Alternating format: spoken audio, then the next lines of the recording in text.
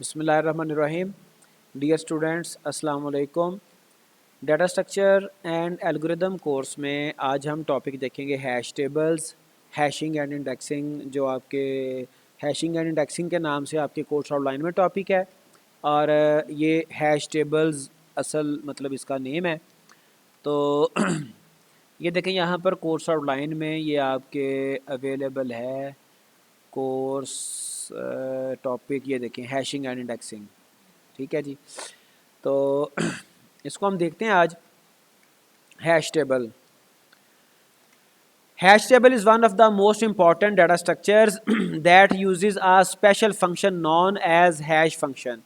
तो इसमें एक हैश फंक्शन इस्तेमाल होता है that maps a given value। जो भी हमारे पास वैल्यूज़ हैं, जो हमारे पास नंबर्स होंगे, कोई डाटा होगा, वो उन वैल्यूज़ को सेव करता है with a key to access the element faster. जिस तरह से अरे में एक इंडेक्स होता है, तो ये इन वैल्यूज़ को, की वैल्यूज़ को एक इंडेक्स के साथ सेव कर देता है, जिससे एक्सेस फास्टर हो जाती है। चूँकि जितने हमारे पास डिफरेंट डाटा स्ट्रक्चर्स हैं, हर डाटा स्ट्रक्चर के कुछ प्लस माइनस हर एक के हैं। किसी में एक चीज़ बेटर है, किसी दूसरे में कोई दूसरी चीज़ बेटर है। हमने असल में अकॉर्डिंग टू रिक्वायरमेंट्स हमें जो है ना वो डाटा स्ट्रक्चर हमें यूज़ करना पड़ता है। तो ये भी एक डाटा स्ट्रक्चर है हैश टेबल के नाम से।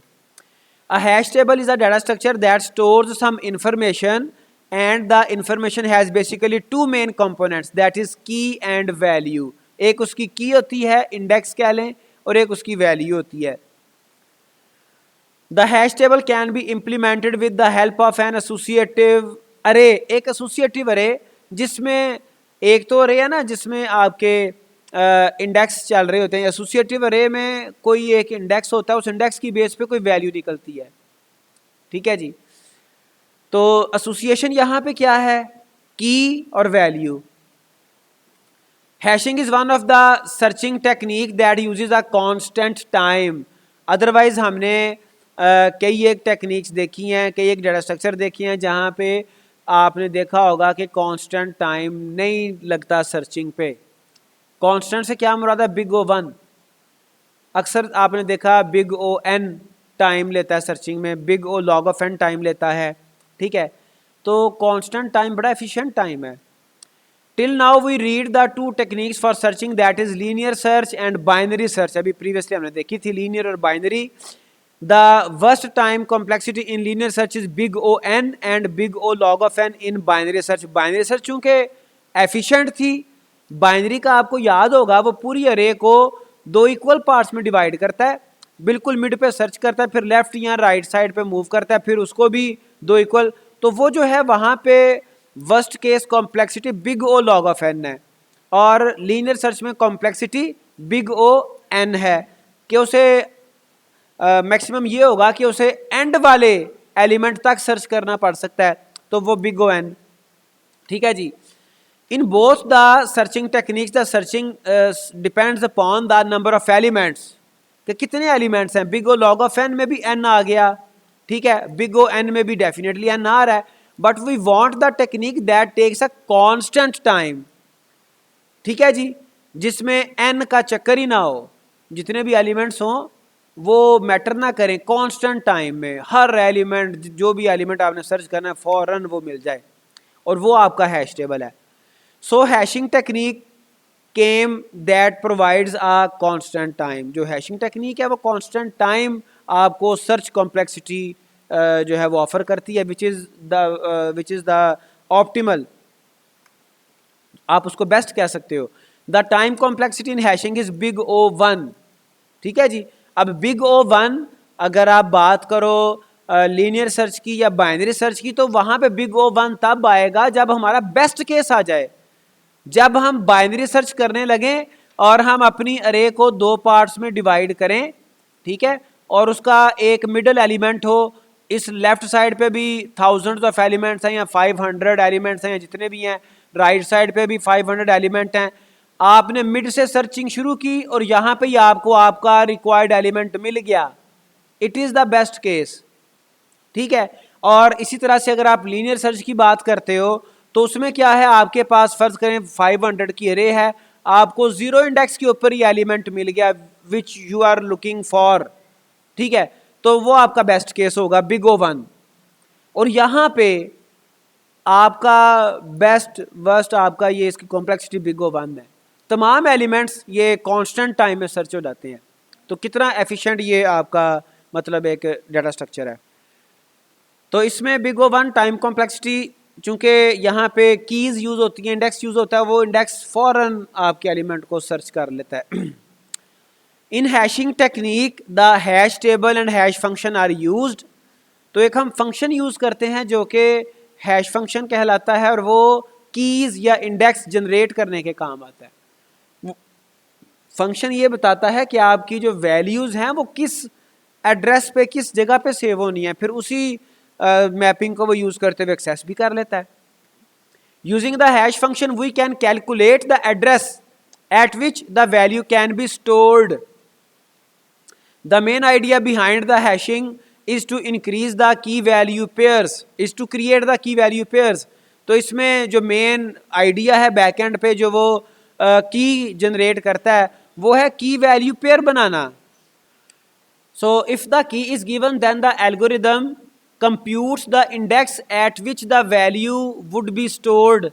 It can be written as, अगर आपके पास ये की है, की हैश फंक्शन में आप यूज करोगे तो आपको इंडेक्स मिलेगा। कौन सा इंडेक्स? जहां पर ये वैल्यू पड़ी हुई है, ठीक है।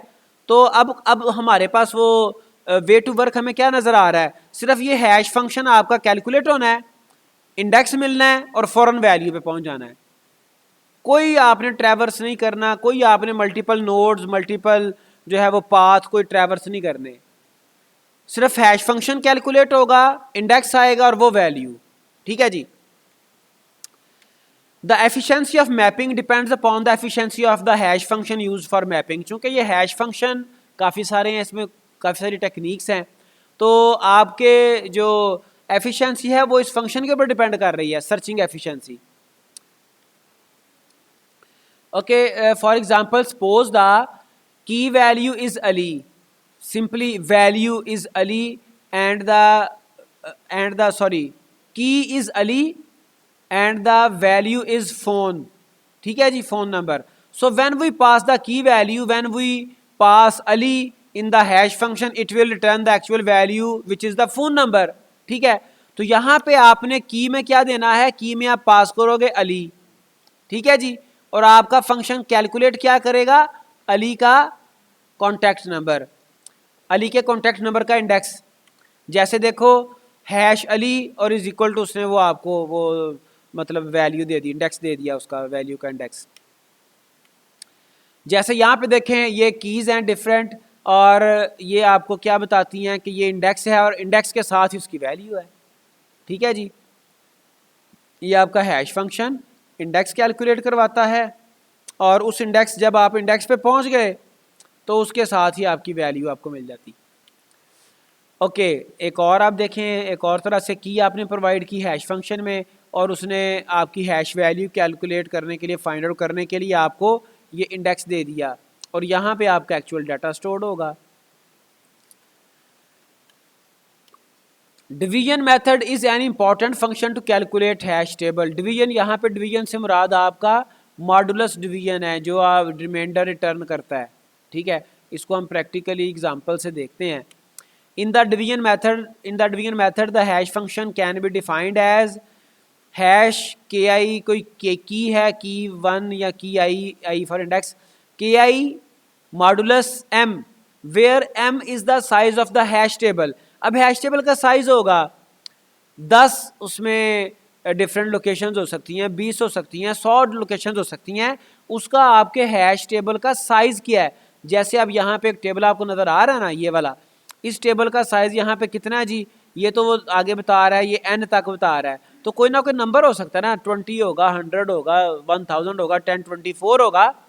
तो ये आपका जो साइज है ये आपका m होता है, और आप की पर m को डिवाइड करके जो रिमाइंडर आता है वो यहाँ पे रिटर्न करते हैं। चूंकि ये सिंपल डिवीजन नहीं है, it is percent sign which is modulus operator.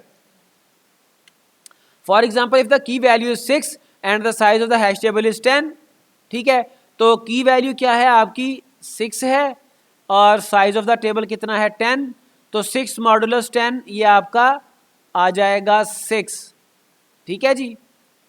अगर वो आपकी जो वैल्यू 6 जो है वो स्मॉलर है m से, आपकी की स्मॉलर है, तो फिर आप इसको जब डिवाइड करते हो तो आपका जो रिमाइंडर है वो 6 ही आ जाएगा, ठीक है। और अगर ये था 60, फिर आप डिवाइड करते हो 10 इंटू 6 60, और अब रिमाइंडर आपका आया 0, तो ये आपका 0 जो है वो इंडेक्स होगा। तो इस तरह से डिफरेंट चीज़ें मतलब यहाँ पे हैपन होती हैं। Okay, when we apply the hash function to key 6 then the index would be 6 modulus 10 equal 6, the index is 6 at which the value is stored, ठीक है जी। When we apply the hash function to key 6 then the index would be this one, the index is 6 at which the value is stored. Consider an example of hash table of size 20. अब यहाँ पे size क्या है, m क्या है, m है 20 and the following items are to be stored. ये different आपकी जो है वो items हैं जो कि आपने stored करनी है।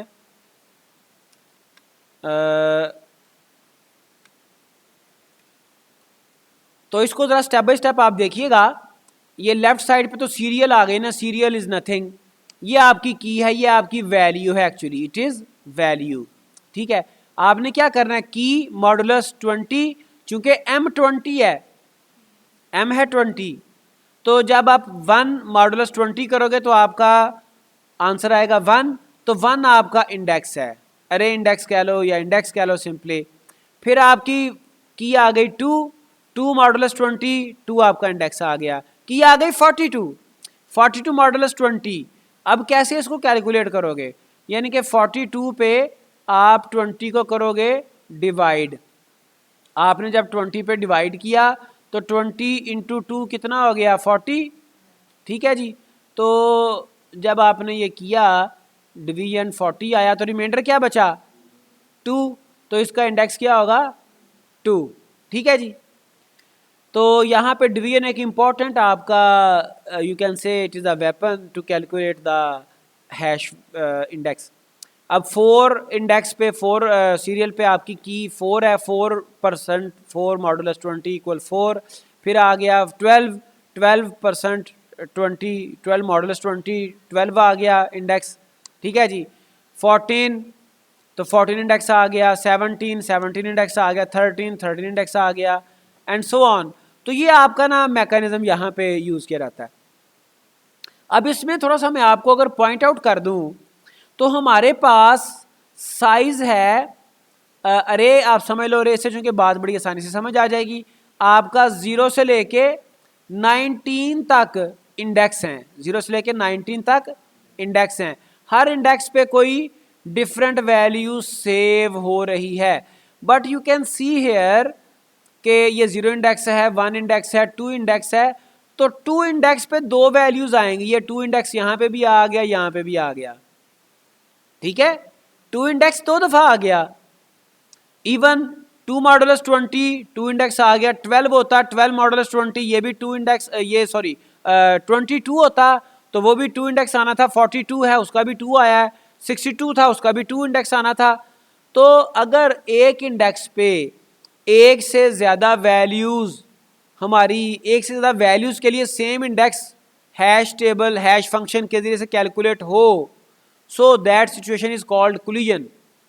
दोबारा सुने, अगर हैश फंक्शन के ज़रिए से एक से ज़्यादा कीज़ के लिए सेम सिंगल इंडेक्स कैलकुलेट हो तो ये सिचुएशन कहलाती है कोलिजन, टकराव, कि जहां पे कीज वैल्यूज आपकी ज्यादा हैं लेकिन वो सेम इंडेक्स पे उनको स्टोर करना पड़ रहा है, तो क्या आती है कोलिजन, ठीक है जी।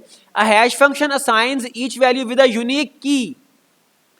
Sometimes hash table uses an imperfect hash function that causes a collision because the hash function generates the same की।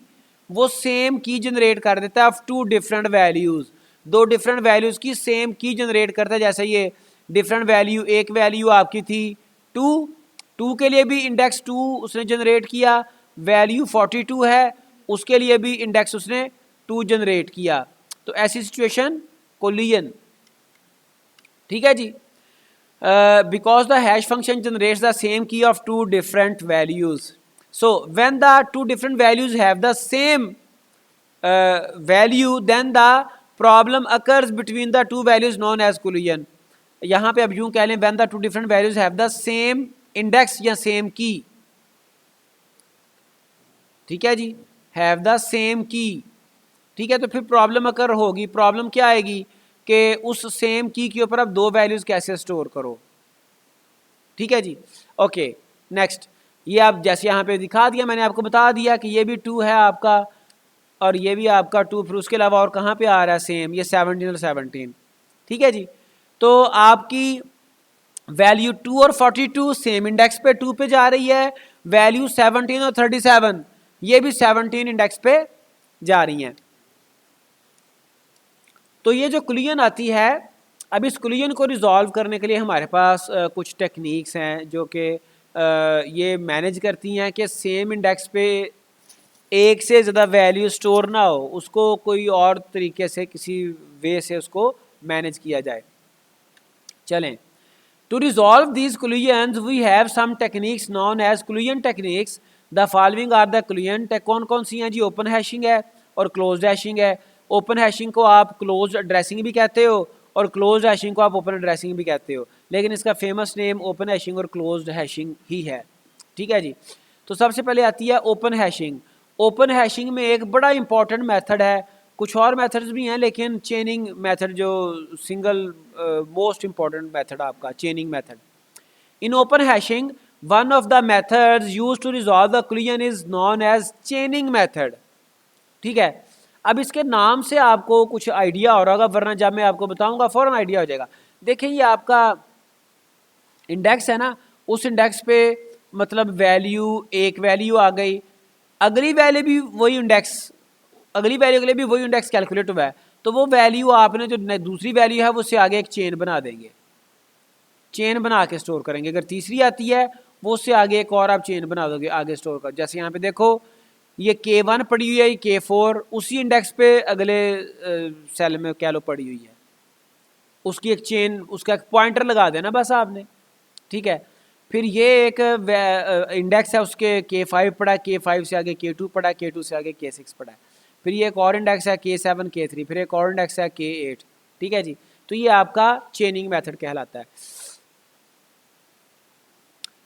Okay, let's first understand the chaining to resolve the collision.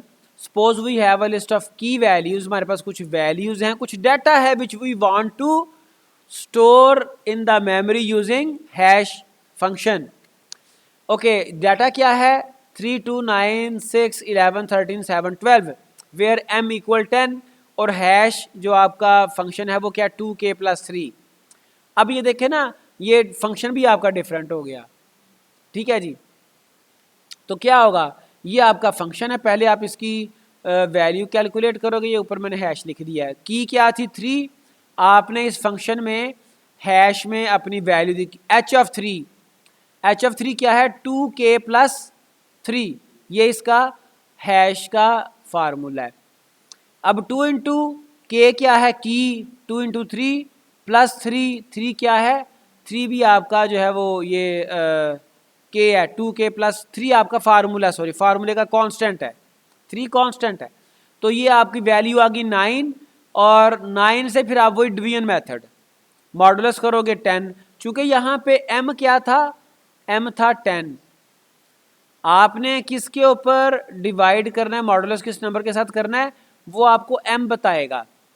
तो जब आपने इसको 10 के साथ मॉडुलस किया तो आंसर आ गया 9। 9 के ऊपर आपकी वैल्यू स्टोर हो जाएगी 3। 9 इंडेक्स पे कौन सी वैल्यू होगी? उसके बाद आ गई की आपकी 2, 2 इंटू 2 प्लस 3 7, 7 मॉडुलस 10, तो 7 इंडेक्स पे आपकी वैल्यू स्टोर हो गई 2। फिर उसके बाद आ गया की आ गई 9, 2 इंटू 9 18 प्लस 3 21 मॉडुलस 10, इंडेक्स आ गया 1, 1 पे आपका क्या पड़ा हुआ है? 9। वैल्यू की आ गई 6, 6 इंटू 2 12 प्लस 3 15, 15 मॉडुलस 10, 5 इंडेक्स पे आपकी वैल्यू पड़ी हुई है 6। यहाँ तक तो कोई क्लियन आई है कि नहीं आई? कोई क्लियन नहीं आई, क्योंकि अभी यूनिक इंडेक्सेस ही जनरेट हो रहे हैं। आगे चलें, 11 आ गई value, 2 into 11 plus 3, 22 plus 3 25, 25 modulus 10 और इंडेक्स आ गया 5। Now you can see here clearly index आपका सेम है विच इज़ 5, वैल्यूज़ आपकी दो हैं विच इज़ 6 एंड 11। ठीक है, क्लियन आ गई। The value 11 would be stored at the index 5। Now we have two values 6, 11 stored at the same index. आपके 5 के ऊपर दो वैल्यूज स्टोर्ड हैं, 6 भी और 11 भी। Now what you will do to resolve this collision? This leads to the collision problem, so we will use the chaining method to avoid the collision, जो कि ओपन हैशिंग का एक मेथड है। Okay, we will create one more list and add the value 11 to this list. आप एक नई list create करोगे और लिस्ट क्रिएट करने के लिए आप जो है वो पॉइंटर यूज़ कर लेते हो उसको लिंक करने के लिए। नई लिस्ट आप क्रिएट करोगे, ठीक है जी, और उस लिस्ट को आप add the value 11 to this list, उसमें आप 11 स्टोर कर दोगे। ठीक है जी, उस लिस्ट में आपने 11 स्टोर, पहले 6 तो आपका 5th इंडेक्स पे पड़ा हुआ था, अब एक नई लिस्ट बनाई उसमें 11 स्टोर कर दिया। और उसके बाद क्या करोगे? After the creation of the new list, the newly created list will be linked to the list having value 6। वो नई जो लिस्ट आपने बनाई है, ये वाला तो आपका जो रो है ये आपकी हो जाएगी एंड वाली कैंसिल। ठीक है, जो आपने नई लिस्ट बनाई है जिसमें 11 स्टोर है वो आप इस 5 के आगे लिंक कर दोगे। ठीक है जी, तो ये जैसे डायग्राम में भी आपको नज़र आ रहा था चेनिंग मेथड, तो वो आपने लिंक बना देना है। ये देखना, ये डायग्राम में आपको चेनिंग मेथड मैंने दिखाया था जिसमें आप क्या करते हो, ये लिंक बना लेते हो। तो ये आपका चेनिंग मेथड है, ओपन हैशिंग है। तो ये की 2 है, इसको कैलकुलेट किया इंडेक्स आ गया 7। की 9 है, कैलकुलेट किया इंडेक्स आ गया 1। की 6 है, कैलकुलेट किया इंडेक्स आ गया 5। आ जाए। अच्छा, अब ये यहाँ पे आ गया प्रॉब्लम जो मैंने आपको बताया, 5 आपका इंडेक्स 2 टाइम आ गया। This leads to the collision, collision आ गई है और यहाँ पे 6 और 11 दोनों हैं। इसका सोल्यूशन क्या होगा जी? After the creation of the new list, the newly created list will be link to the list having value 6। बिल्कुल इस डायग्राम की तरह से, जहाँ पर आपका 5 है इसके साथ ही आप एक नई लिस्ट बनाते हो, उसको यहाँ पे आप लिंक कर देते हो। ठीक है जी, इसी तरह से अगला एलिमेंट आ गया 6 की आ गई, 13 की आ गई, 13 का कैलकुलेट किया 9। अब 9 देखें टॉप पर, 3 के लिए भी इंडेक्स 9 ही आ रहा था, तो यहाँ पे फिर क्लूजन आ गई। ठीक है, अब फिर आप एक नई लिस्ट बनाओगे और उस लिस्ट को आप जो है वो इस 9 के साथ लिंक करवा दोगे। ठीक है जी, तो क्लूजन आ गई है, सेम उसने डिटेल्स बता दी हैं। आप नई लिस्ट क्रिएट करोगे, उसको लिंक करोगे और ये आपका वहाँ पर। फिर उसके बाद 7 आई की, 7 का इंडेक्स फिर 7 आएगा, 7 भी को लाइट कर रहा है, ये भी जो है वो क्लियन आ रही है। ठीक है जी, तो अब क्या होगा? अब फिर आप ये 2 और 7 दोनों वैल्यूज़ आपकी जो है वो, ये 2 और ये 7 आप सेम इंडेक्स के ऊपर सेव करोगे with creating a new list and linking with this link. ठीक है जी, ओके नेक्स्ट। फिर 12 आ गया, इसका भी 7 इंडेक्स, अगेन क्लूजन। ठीक है जी, अगेन आप एक नई लिस्ट बनाओगे, उसको वो इसके साथ एक लिस्ट आ गई, उसमें पड़ा हुआ है वैल्यू 7। उसके आगे एक और लिस्ट आ गई, उसमें वैल्यू पड़ी हुई है, उसमें वैल्यू पड़ी हुई है 12। ठीक है जी, पहले में वैल्यू पड़ी हुई थी 2, तो 2, 7 और 12 आपके इंडेक्स 7 पे पड़े हुए हैं। ठीक है जी, तो ये आपका according to the above calculation the above 12 the value 12 must be stored at the index 7 but the value 2 exist at index 2। ये फिर डिटेल वही है जो मैं आपको बता चुका हूँ। अब ये देखिए, इसको ज़रा मैं रिपीट कर रहा हूँ ज़रा थोड़ा सा एक और तरीके से। की 3 थी इंडेक्स 9, 2 का इंडेक्स 7, 9 का इंडेक्स 1, 6 की का इंडेक्स 5, अब 11 है, की है 11 और इसका भी इंडेक्स 5 आ रहा है, तो ये आगे एक और चेन बन गई। फिर की आ गई 13, 13 9 के साथ ही इसका एक और आगे इंडेक्स आ गया, ठीक है जी। फिर उसके बाद ये 7 आया, 7 उसके आगे, ठीक है जी। फिर 12 आया, इसका इंडेक्स, इसका भी इंडेक्स 7 है, ये उसके भी आगे 7 7 7। तो पहले वाले जो 7 इंडेक्स है वहाँ पे पड़ी होगी आपकी वैल्यू 2, दूसरे 7 इंडेक्स पे वैल्यू पड़ी होगी 7, तीसरे 7 इंडेक्स पे वैल्यू पड़ी होगी 12। You can track from this hash table. तो ये इसका ये मैकेनिज्म है आपका चेनिंग मेथड ओपन हैशिंग में, ठीक है जी। आप कुलियन को इस तरीके से रिजॉल्व करते हो। आगे आ गई closed hashing. In closed hashing 3 techniques are used to resolve the collision. एक है लीनियर प्रोबिंग, एक है क्वाड्रेटिक प्रोबिंग, एक है डबल हैशिंग टेक्निक, ठीक है जी। तो लीनियर प्रोबिंग, लीनियर प्रोबिंग में क्या होता है? Linear probing is one of the forms of open addressing. जैसे आपको कहा था क्लोज्ड हैशिंग को ओपन एड्रेसिंग कहते हैं और जो ओपन हैशिंग है उसको क्लोज्ड एड्रेसिंग कहते हैं। तो as we now that each cell in the hash table contains a key value pair, right? So when the Boolean occurs by mapping a new key to the cell already occupied by another key, जब Boolean आती है कोई ऐसी की generate हुई जो कि पहले किसी और वैल्यू के लिए रिजर्व है, then linear probing technique searches for it is the tricky searches for the closest free location, ठीक है। वो उससे next seat next free location search करता है, नेक्स्ट प्रीवियस नहीं, नेक्स्ट, ठीक है जी। Closest free location and add a new key to that empty cell, it is the linear probing. In this case, searching is performed sequentially, starting from the position where the collision occurs till the empty cell is not found. वहाँ तक आप उसको मतलब देखते हो, linear search आप करते हो नेक्स्ट पोजीशंस पे। अगर आपका m था 20, आप एंड वाले इंडेक्स पे पहुंच जाते हो और आपको कोई भी एम्प्टी स्पेस नहीं मिलती, फिर आप शुरू से टॉप से शुरू हो जाओगे सर्च करना। कंसिडर द फॉलोइंग एग्जाम्पल, ये आपके पास कीज़ वही हैं, वैल्यूज़ वही हैं 3 to 9 6 11 13 7 12 और उसमें m है 10 और हैश आपका 2k+3, ठीक है जी। तो जब आपने इसको इस हैश फंक्शन को, चूँकि हैश फंक्शन आपका सेम है, सिर्फ जो कुलियन है उसको रिजॉल्व करने का तरीका डिफरेंट है, तो मैं इसकी डिटेल में नहीं जा रहा। ये पहला की 3 की 2 की 9 की 6 के लिए आपके यूनिक इंडेक्स जनरेट हो गए 9 7 1 5 जनरेट हो गए, ठीक है जी। जब की आएगी वैल्यू आएगी अगली विच इज़ 11, जब 11 आएगी तो उस वक्त प्रॉब्लम आएगा। 11 आएगी तो इंडेक्स जनरेट हुआ 5 which is you already now which creates क्लूजन, ठीक है जी। ये 5 है, ये भी 5 इंडेक्स है, इट मीन्स के 5 इंडेक्स पे 6 ने भी सेव होना है, 5 इंडेक्स पे 11 ने भी सेव होना है। तो अब इंडेक्स कौन सा है? 5, ठीक है। 5 के नेक्स्ट वेकेंट पीछे अब देखो कहीं पे 6 इंडेक्स तो नहीं यूज हुआ हुआ, 9 ऑक्युपाइड है, 7 ऑक्युपाइड है, 1 ऑक्युपाइड है, 5th ऑक्युपाइड है, 5th का नेक्स्ट कौन सा है? 6। तो आप क्या करोगे? When linear probing is applied, nearest empty cell to the index 5 is 6. Nearest index कौन सा है? क्लोजेस्ट कौन सा है? 6, ठीक है जी। Therefore the value 11 will be added at the index 6, ठीक है जी। तो इसका इंडेक्स 6 हो जाएगा, ठीक है।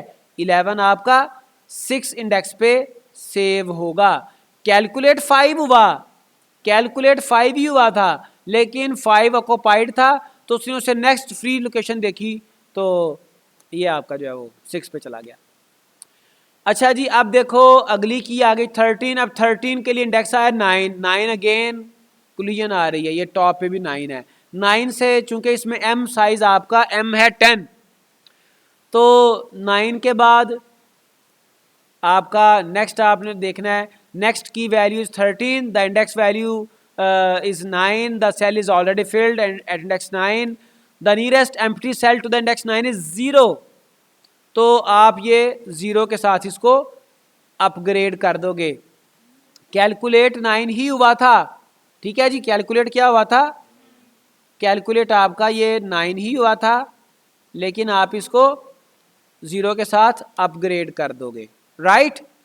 अगली जो वैल्यू है 7 है की उसका इंडेक्स 7 पहले ऑक्युपाइड है, तो इसको आप 7 से नेक्स्ट इंडेक्स जो है 8 फ्री है, आप 8 के साथ अपग्रेड कर दोगे, ठीक है जी।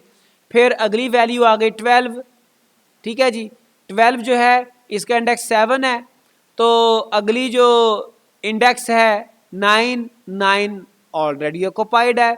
अगला इंडेक्स है 0 ऑक्युपाइड, उससे अगला इंडेक्स 1 भी ऑक्युपाइड। देख लो आप 7 के बाद 8 देखें ऑक्युपाइड है, 9 ऑक्युपाइड है, 9 के बाद 0 है, 0 ऑक्युपाइड है, 0 के बाद 1 है, 1 ऑक्युपाइड है, तो इंडेक्स कौन सा बचा? 2 इज वेकेंट, तो 2 आपका यहाँ पे आप उससे इसको रिप्लेस कर दोगे। तो ये आप देख सकते हैं कि ये कैलकुलेट 7 हुआ था और ये 2 के साथ रिप्लेस हो गया। अब यहाँ से हमने क्या कंक्लूड किया? अभी हमने क्लूजन को रिजॉल्व करने के लिए 2 टेक्निक्स देखी हैं। One is चेनिंग method which is open hashing, which is technique of open hashing, ठीक है। दूसरा है linear probing which is closed hashing. चेनिंग में क्या था कि सेम इंडेक्स के ऊपर एक नई लिस्ट क्रिएट करके वहां पे लिंक कर देते थे। लीनियर प्रॉबिंग में क्या है, इसमें आप नेक्स्ट वेकेंट इंडेक्स आप फाइंड आउट करते हो, ठीक है जी, एम्प्टी जो आपका इंडेक्स है। और अगर आप एंड वाले इंडेक्स पे पहुंच जाओ, फिर आप 0 से 1 से शुरू हो जाते हो। तो ये इसका अगर कोई ना मिले ऐसा नहीं होगा, क्योंकि आपके पास जो डाटा है उसके अकॉर्डिंग आपका ये देखें ना, आपका जो है वो डाटा कितना है, 1 2 3 4 5 6 7 8 आपका साइज है डाटा एलिमेंट्स का, और जो m है वो 10 है।